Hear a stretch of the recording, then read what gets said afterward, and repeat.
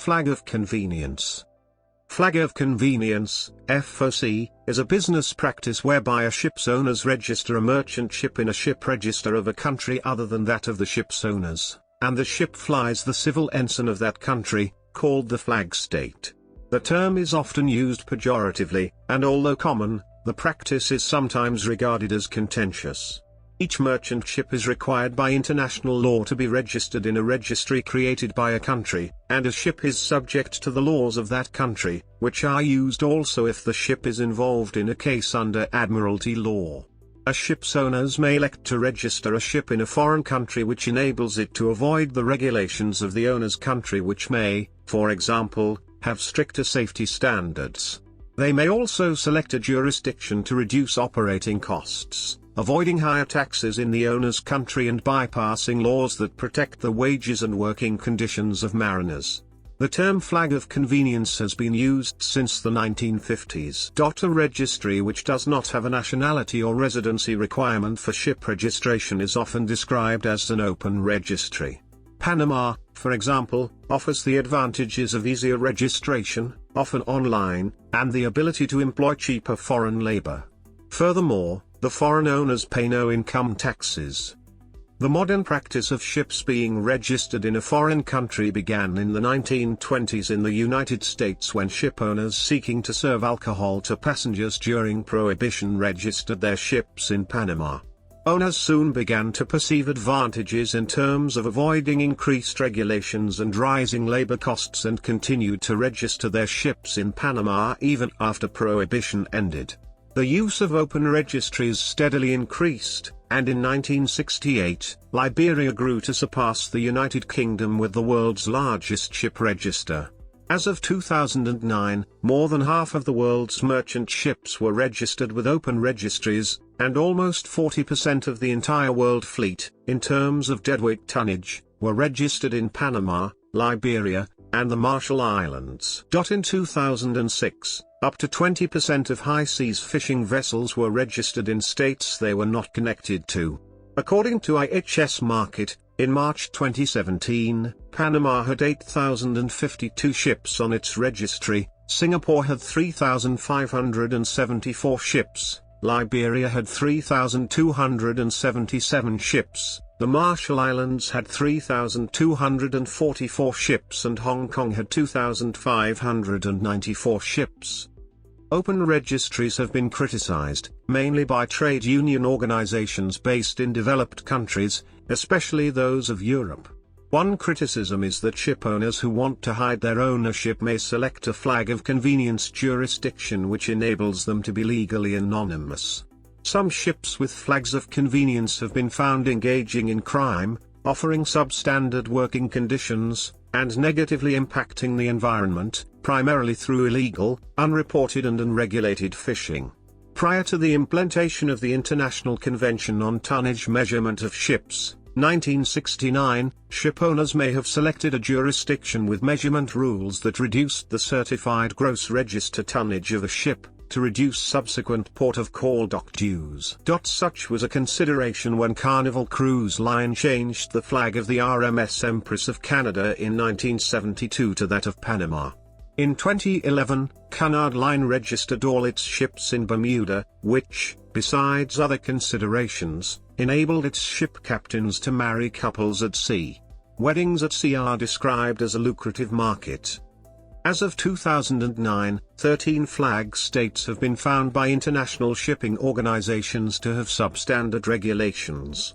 On the other hand, maritime industry practitioners and seafarers from other countries contend that this is a natural product of globalization. Supporters of the practice, however, point to economic and regulatory advantages, and increased freedom in choosing employees from an international labor pool.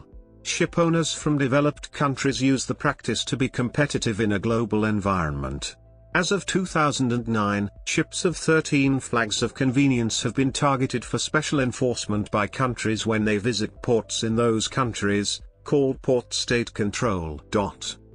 Background. Legal context. International law requires that every merchant ship be registered in a country. The country in which a ship is registered is its flag state, and the flag state gives the ship the right to fly its civil ensign. A ship operates under the laws of its flag state, and these laws are used if the ship is involved in an admiralty case. A ship's flag state exercises regulatory control over the vessel and is required to inspect it regularly, certify the ship's equipment and crew, and issue safety and pollution prevention documents.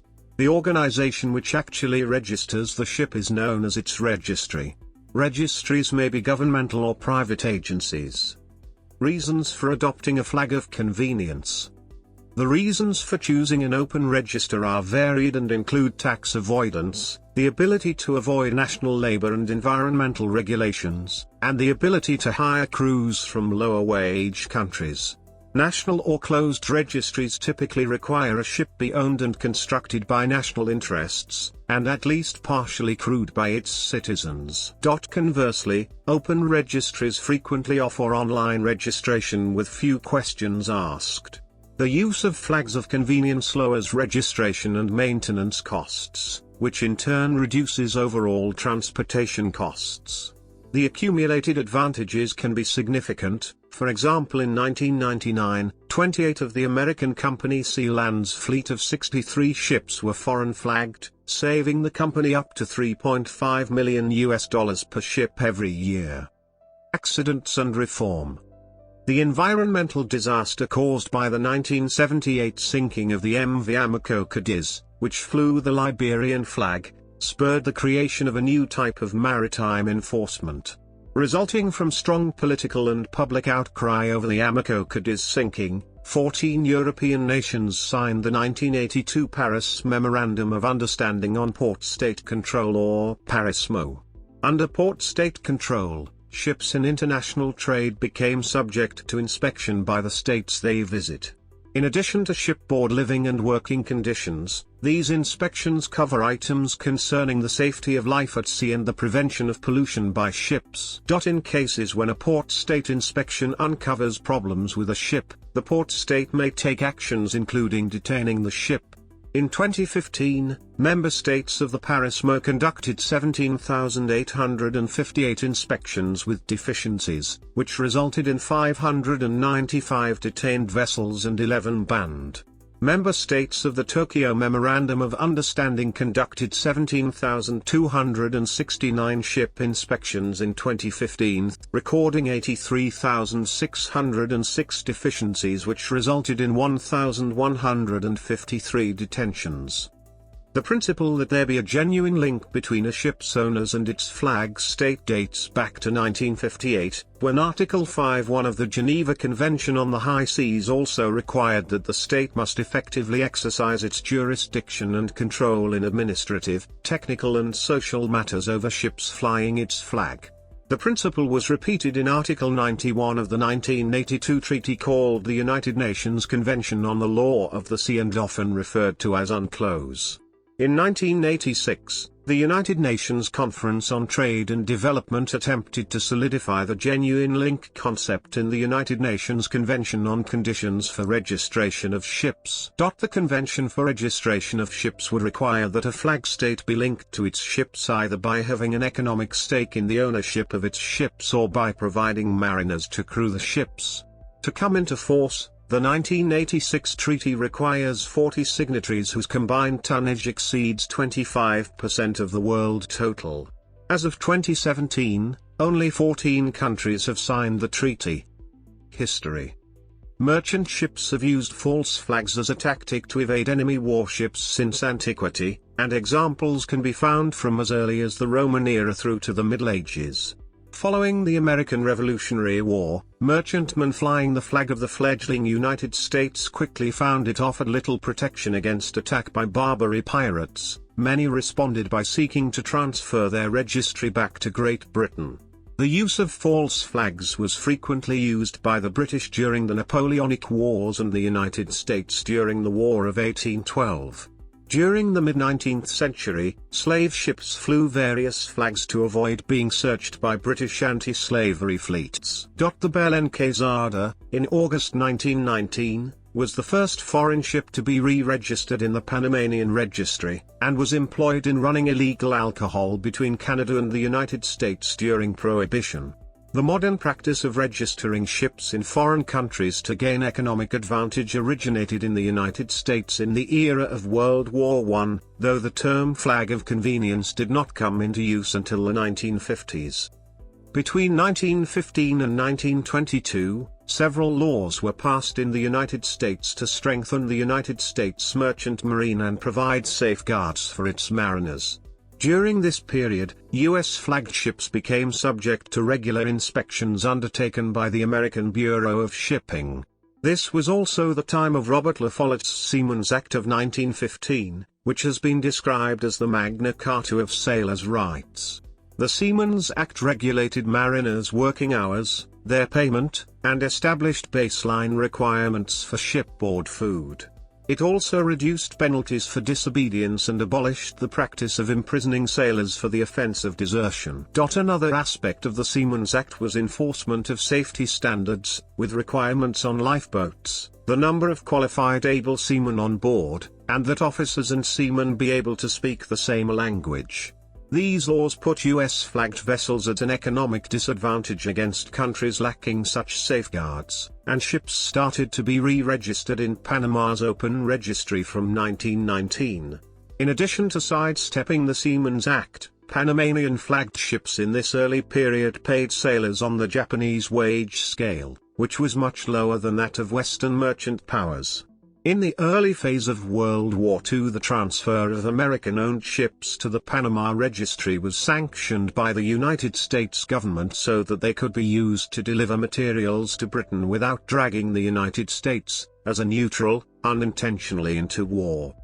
The Liberian Open Registry, founded in 1948, was the brainchild of Edward Stettinius, who had been Franklin D. Roosevelt's Secretary of State during World War II. Stettinius created a corporate structure that included the Liberia Corporation, a joint venture with the government of Liberia. The corporation was structured so that 25% of its revenue would go to the Liberian government, another 10% went to fund social programs in Liberia, and the remainder returned to Stettinius Corporation. The Liberian Registry was created at a time when Panama's registry was becoming less attractive for several reasons, including its unpopularity with the U.S. labor movement and European shipping concerns, political unrest in Panama, and increases in its fees and regulations. On the 11th of March 1949, Greek shipping magnate Stavros Niarchos registered the first ship under the Liberian flag, World Peace. When Stettinius died in 1949, ownership of the registry passed to the International Bank of Washington, led by General George Olmsted. Within 18 years, Liberia grew to surpass the United Kingdom as the world's largest register. Due to Liberia's 1989 and 1999 civil wars, its registry eventually fell second to Panama's flag of convenience, but maritime funds continued to supply 70% of its total government revenue. After the Civil War of 1990, Liberia joined with the Republic of the Marshall Islands to develop a new maritime and corporate program. The resulting company, International Registries, was formed as a parent company, and in 1993 was bought out by its management. After taking over the Liberian government, Americo-Liberian warlord Charles Taylor signed a new registry contract with the Liberian International Ship and Corporate Registry, commonly known as LISC. LISC was one of the few legal sources of income for Taylor's regime. Liberia's registry is operated from Virginia, United States. As of 2009, the open registries of Panama, Liberia, and Marshall Islands accounted for almost 40% of the entire world fleet, in terms of deadweight tonnage. That same year, the top 10 flags of convenience registered 55% of the world's deadweight tonnage, including 61% of bulk carriers and 56% of oil tankers. To counteract class hopping, in 2009 the IACS established a Transfer of Class Agreement, TOCA. Extent of use. The International Transport Workers Federation, ITF, maintains a list of registries it considers to be flags of convenience, FOC, registries. In developing the list, the ITF considers ability and willingness of the flag state to enforce international minimum social standards on its vessels, the degree of ratification and enforcement of ILO conventions and recommendations, and safety and environmental record. As of 2019, the list includes 35 countries. As of 2009, Panama, Liberia and the Marshall Islands are the world's 3 largest registries in terms of deadweight tonnage, DWT. These 3 organizations registered 11,636 ships of 1,000 DWT and above, for a total of 468,405,000 DWT, more than 39% of the world's shipborne carrying capacity. Panama dominates the scene with over 8,065 ships accounting for almost 23% of the world's DWT. Of the 3, the Marshall Islands, with 1,265 registered ships, had the greatest rate of DWT increase in 2009, increasing its tonnage by almost 15%. The Bahamian flag ranks 6th worldwide, behind the Hong Kong and Greek registries, but is similar in size to the Marshallese flag of convenience, with about 200 more ships but a carrying capacity about 6 million DWT lower. Malta, at the 9th position worldwide, had about 100 more ships than the Bahamas, with a capacity of 50,666,000 DWT, representing 4% of the world fleet with 12% growth that year. At the 11th position, Cyprus registered 1,016 ships in 2009, 2.6% of world tonnage. The remaining top 11 flags of convenience are Antigua and Barbuda, number 20, Bermuda, number 22, St. Vincent and the Grenadines, number 26, and the French International Ship Register, FAS, at number 27. Bermuda and the FIS have fewer than 200 ships apiece, but they are large. The average Bermudan ship is 67,310 DWT and the average FIS ship is at 42,524 DWT. By way of reference, the average capacity of ships in the US and UK registers is 1,851 DWT and 9,517 DWT respectively. The registries of Antigua and Barbuda and St. Vincent and the Grenadines both have over 1,000 ships with average capacity of 10,423 DWT and 7,334 DWT respectively. The remaining flags of convenience listed by the ITF each account for less than 1% of the world's DWT. As of 2008, more than half of the world's merchant ships, measured by tonnage, are registered under flags of convenience. Criticism. There are a number of common threads found in criticisms of the flag of convenience system. One is that these flag states have insufficient regulations and that those regulations they do have are poorly enforced. Another is that, in many cases, the flag state cannot identify a ship owner, much less hold the owner civilly or criminally responsible for a ship's actions. As a result of this lack of flag state control, flags of convenience are criticized on grounds of enabling tax avoidance, providing an environment for conducting criminal activities, supporting terrorism, providing poor working conditions for seafarers, and having an adverse effect on the environment.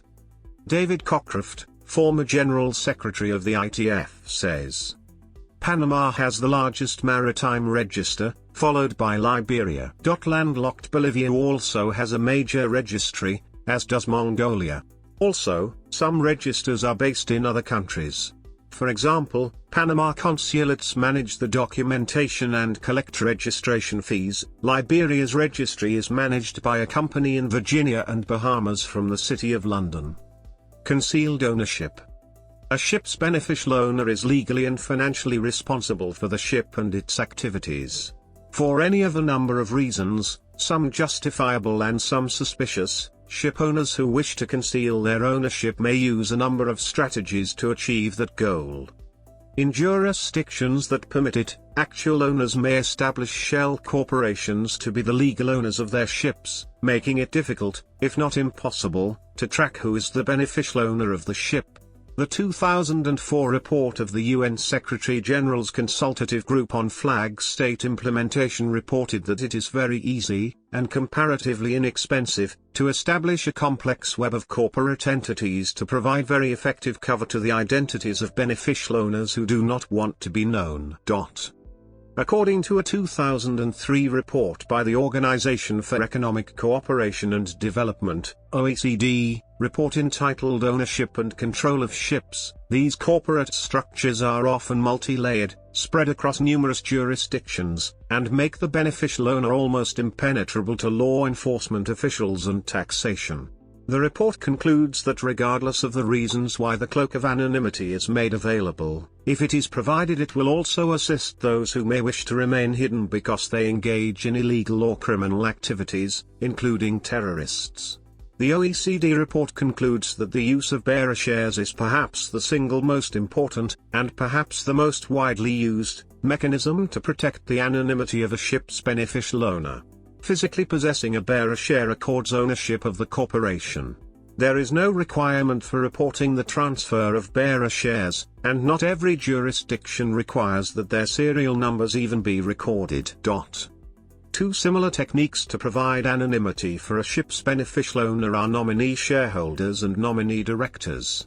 In some jurisdictions that require shareholder identities to be reported, a loophole may exist where the beneficial owner may appoint a nominee to be the shareholder, and that nominee cannot legally be compelled to reveal the identity of the beneficial owner. All corporations are required to have at least one director, however many jurisdictions allow this to be a nominee director.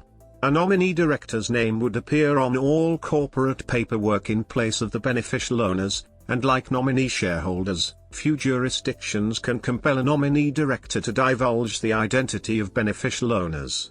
A further hurdle is that some jurisdictions allow a corporation to be named as a director. Crime. Flag of convenience ships have long been linked to crime on the high seas. For example, in 1982, Honduras shut down its open registry operations because it had enabled illegal traffic of all kinds and had given Honduras a bad name. Ships registered by the Cambodia Shipping Corporation, CSC, were found smuggling drugs and cigarettes in Europe, breaking the Iraq oil embargo, and engaging in human trafficking and prostitution in Europe and Asia. In response to these activities, in 2000, a harmed Yahoo of the Cambodian Ministry of Public Works and Transport told industry publication Fair Play, "We don't know or care who owns the ships or whether they're doing white or black business, it is not our concern." Less than 2 years later, French forces seized the Cambodian-flagged, Greek-owned MV Winner for cocaine smuggling. Shortly after the seizure, Cambodian Prime Minister Hun Sen closed the registry to foreign ships, and Cambodia cancelled its contract with CSC shortly thereafter. The North Korean flag of convenience has also garnered significant scrutiny. In 2003, the North Korean freighter Pongsu reflagged to Tuvalu in the middle of a voyage shortly before being seized by Australian authorities for smuggling heroin into that country. That year, 13 nations began monitoring vessels under the North Korean flag for illicit cargoes like drugs, missiles or nuclear weapon fuel. Working conditions. In the accompanying material of the ILO's Maritime Labour Convention of 2006, the International Labour Organization estimated that at the time there were approximately 1,200,000 working seafarers across the world. This document goes on to say that when working aboard ships flagged to states that do not exercise effective jurisdiction and control over their ships, that seafarers often have to work under unacceptable conditions, to the detriment of their well-being, health and safety and the safety of the ships on which they work. The International Transport Workers Federation goes further, stating that flags of convenience provide a means of avoiding labor regulation in the country of ownership, and become a vehicle for paying low wages and forcing long hours of work and unsafe working conditions. Since folk ships have no real nationality, they are beyond the reach of any single national seafarers' trade union.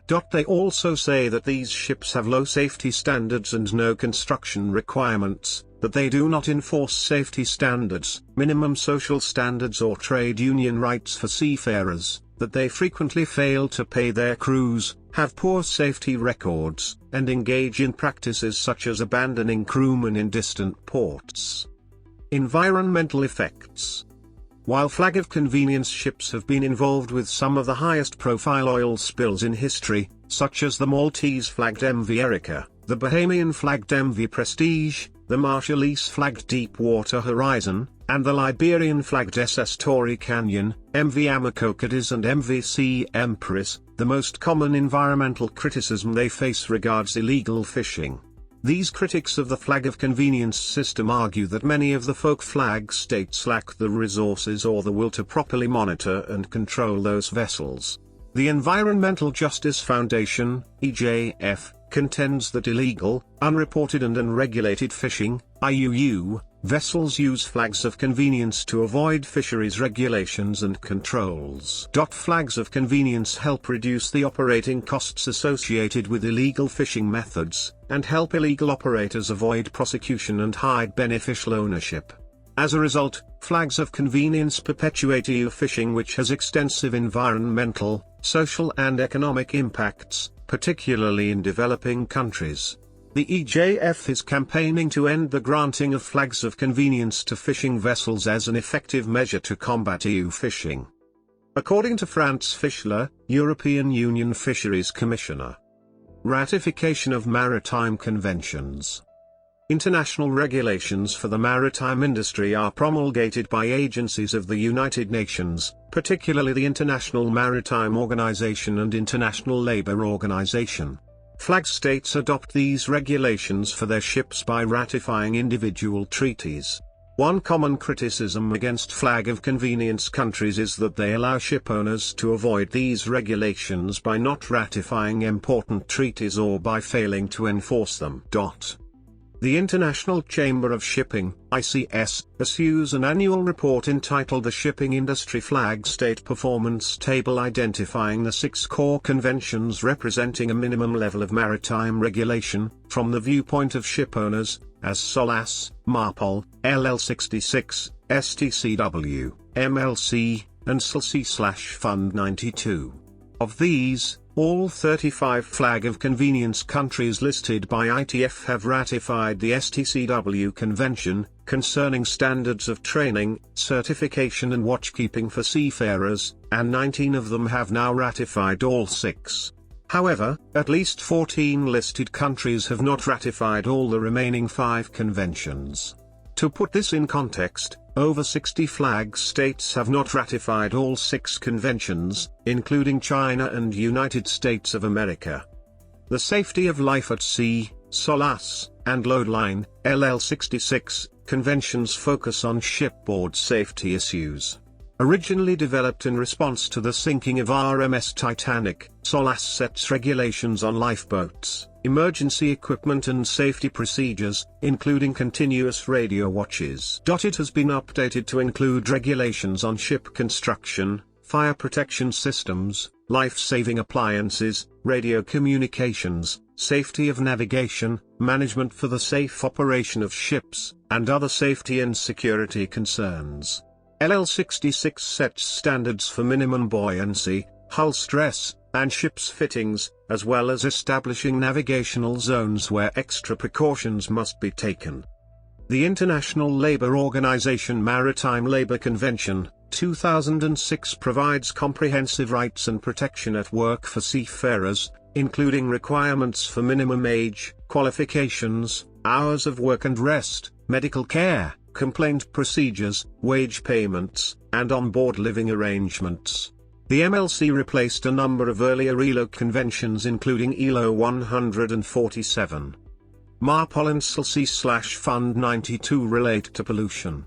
The International Convention for the Prevention of Pollution from Ships, 1973, MARPOL, as modified by the Protocol of 1978, including annexes IV, regulates pollution by ships, including oil and air pollution, shipboard sewage and garbage. The Civil Liability for Oil Pollution Damage, CLC, and International Fund for Compensation for Oil Pollution Damage, Fund 92, together provide mechanisms to ensure compensation for victims of oil spills.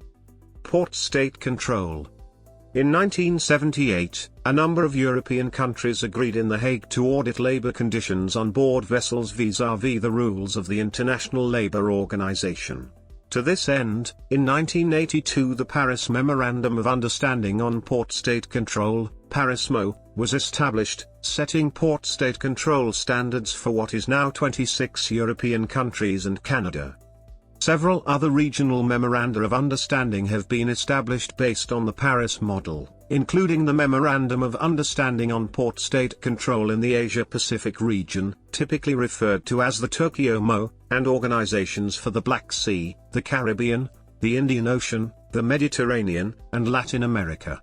The Tokyo and Paris organizations generate, based on deficiencies and detentions, black, white, and gray lists of flag states. The U.S. Coast Guard, which handles port state control inspections in the U.S., maintains a similar target list for underperforming flag states. As of 2018, at least 13 of the 35 flags of convenience listed by the ITF are targeted for special enforcement by the countries of the Paris and Tokyo MOs or U.S. Coast Guard. The effectiveness of the port state control regime in correcting deficiencies is mitigated in some part by the practice of flag hopping, in which ship owners and operators will rename their ships and acquire new vessel registrations in other jurisdictions in order to avoid detection and reduce the likelihood of being selected for port state control inspections. Wages. The United Nations Conference on Trade and Development, in its 2009 report on maritime trade, states that ship owners often register their ships under a foreign flag in order to employ seafarers from developing countries with lower wages. The Philippines and China supply a large percentage of maritime labor in general, and major flags of convenience in particular. In 2009, the flag states employing the highest number of expatriate Filipino seafarers were Panama, the Bahamas, Liberia and the Marshall Islands. That year, more than 150,000 Filipino sailors were employed by these four flags of convenience. In a 2006 study by the United States Maritime Administration, MARAD, sailors from the People's Republic of China comprised over 40% of the crews on surveyed ships flying the Panamanian flag, and around 10% of those flying the Liberian flag. The MARAD report referred to both China and the Philippines as low-cost crewing sources. The seafaring industry is often divided into two employment groups: licensed mariners including deck officers and marine engineers, and mariners that are not required to have licenses, such as able seamen and cooks, but are required to be certified. The latter group is collectively known as unlicensed mariners or ratings.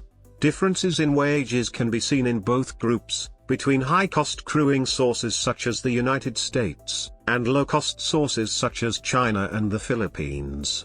However, salaries on flag of convenience ships are still far higher than median salaries of non-seafarers in these countries, in addition to income tax exemption of some seamen, particularly those from the Philippines. For unlicensed mariners, 2009 statistics from the American Bureau of Labor Statistics give median earnings for able and ordinary seamen as $35,810, varying from $21,640 at the 10th percentile to $55,360 at the 90th percentile. This can be compared with 2006 statistics from the International Labour Organization, giving average yearly earnings for Filipino and Chinese able seamen around $2,000 to $3,000 per year, PHP 9,900 per month and 3,071 Chinese yuans per year. Among licensed mariners, American chief engineers earned a median $63,630, varying from $35,030 to $109,310, while their Filipino counterparts averaged $5,500 per year, PHP 21,342 per month.